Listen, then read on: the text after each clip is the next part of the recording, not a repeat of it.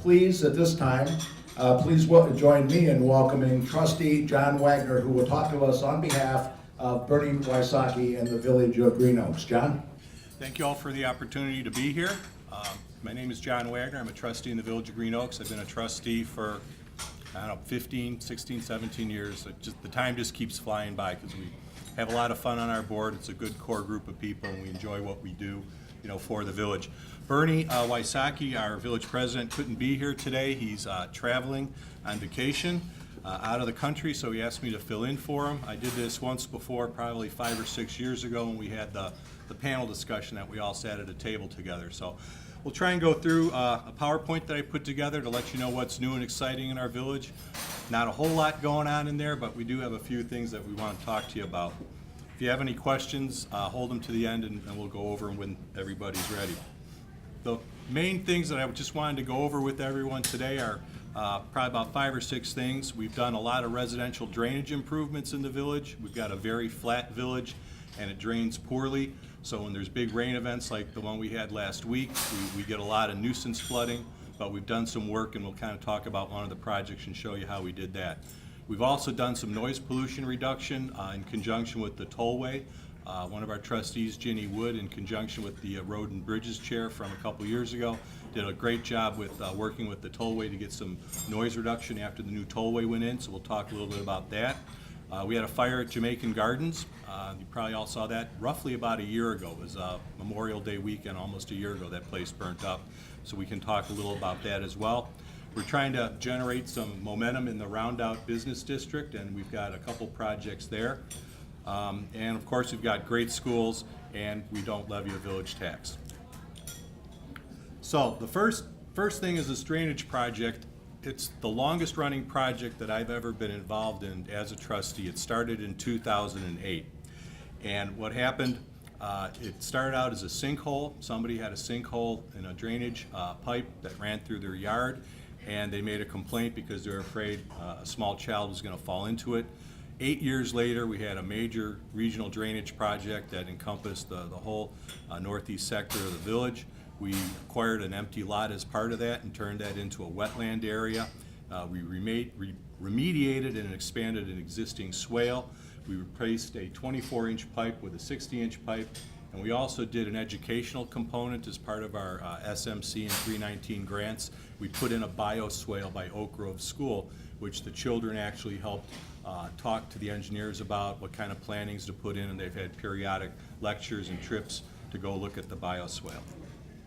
So this is the famous sinkhole. This is what started what ended up being a several $100,000 project. Is that not? Let me just turn it up. What started out as just repairing a sinkhole turned into several hundreds of thousands of dollars. This is a picture of what the swale looked like before we started. It was overgrown, it was clogged, there was just cattails and weeds growing through it. It's another picture just, so you could see what it looked like in the winter, just to remind you how cold things were this past winter. And this is kind of hard for you to see since we don't have a big screen, but you can see the scope of what turned out to be just, a small hole in the ground, ended up being a whole connection between the Saddle Hill 2 ponds and going through the woods and into the subdivision there. Part of the project, since we were working in people's backyards where their yards would butt up against the drainage swales, we did have landscape plans so that we show them that it's going to look nicer once we finish. You're going to have trees and plantings and things, so we ran that past the residents and they bought into the concept. It took some of them a little longer to buy in than others, but eventually we convinced them that this is a good thing to do for the village. We took out a 24-inch pipe and we put in a 60-inch oval pipe, so you can see, those of you that are familiar with the water conveyances, we've almost tripled the capacity of the water system in that area to move it. This is what it ended up looking like after the work last summer and the planning started to take hold. There's another view looking south, and that's another view from farther south, farther away. And this is how it looked in the fall, looking north in the swale. And there's another view looking north. You can see we put some koi logs along the embankments to stop shore erosion. Those are coconut bales with wrappings around them, wires and strings, and you put plantings in those, and eventually they grow in and they become nice and lush and green and stabilize the shore from further erosion. You don't have the rocks or the walls or anything like that, and they're very environmentally friendly. They help filter out the pollutants that you get runoff from the yards, the phosphorus fertilizers and things. Those will help take care of some of that. And then there's another view of the pond area.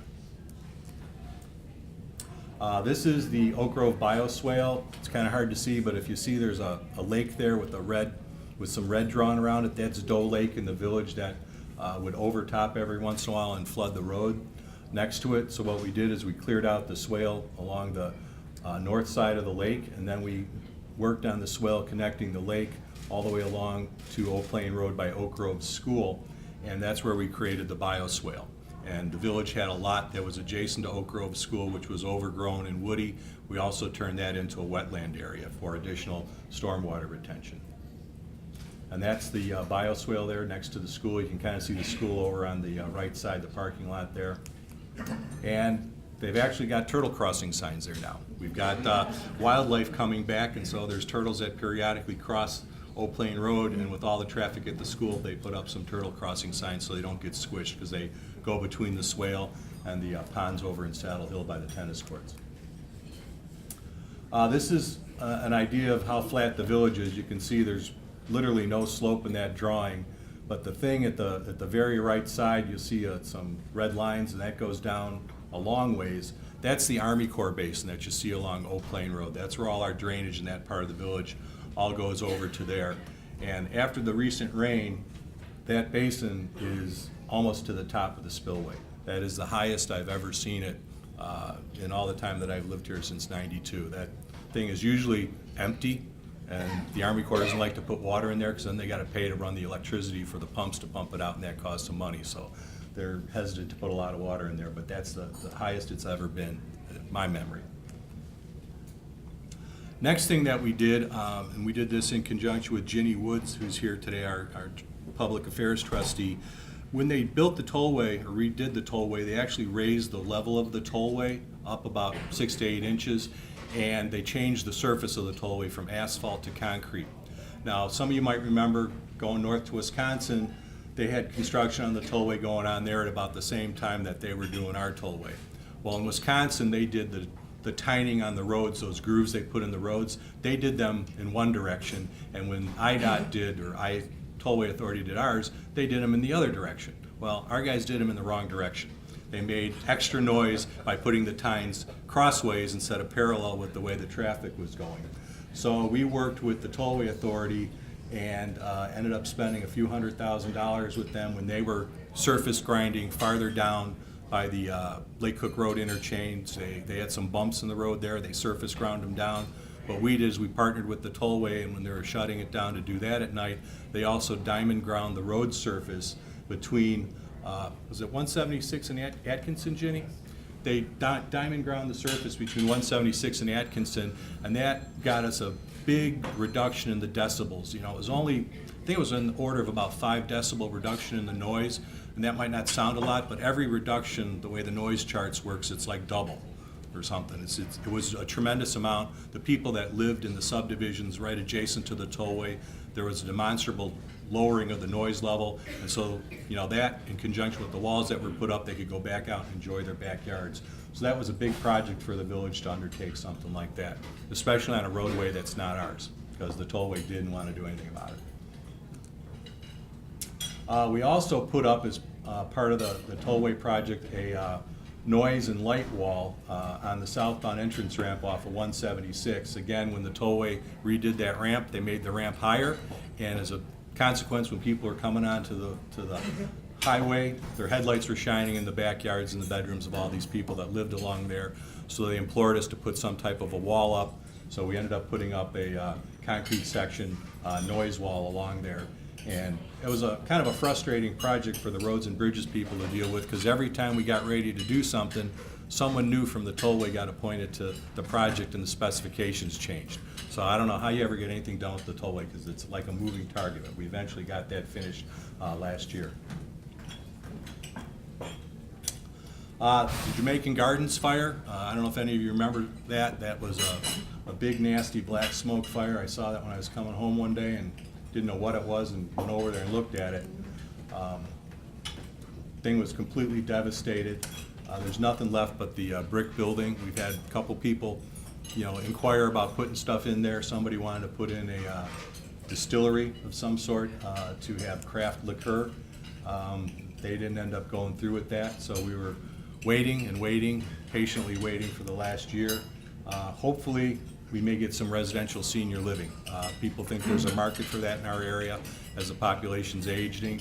A lot of people want to stay here, so this will give them an opportunity for it. They're thinking maybe 200 units, but we'll see if that ever fulfills their inquiries. Roundup Business District, we've got a lot of vacant parcel, big vacant parcel there across from Lamb's Farm that we're looking to develop. We're also trying to get some of the existing businesses to work with us and improve things. One of the businesses there went out of business, the Olive Garden Landscape Place. It's kind of run down and beat up. This is what it looked like way back when the structures were originally built. You can see how long ago that was put up. But right now, someone's got some new plans to take over that property and demolish it and rebuild it for a new manufacturing and warehouse. So that'll be a good improvement to that area. So between that and if the residential facility goes in, we should have some good things going on both sides of the tollway to help spur interest in that area. Of course, Bernie wanted me to mention our outstanding schools, our outstanding grade schools, Green Oaks or the Oak Grove School and the Roundout School. Both of them rank very high in statewide testing. Oak Grove is in the 85th percentile for the ISAT standards, and they spend about $14,000 a pupil. Roundout spends $25,000 a pupil, and they're also in the 80th percentile for education. So we got two really great elementary schools in the area, and a lot of people want to move to Green Oaks just to take advantage of those schools with their young children. And then the other thing they do like to take advantage of is the village still continues to have a zero tax levy. It's very hard in these times to work on that, but we try very hard to maintain that. So thank you all for being here today, and we'll take questions when everything's all finished.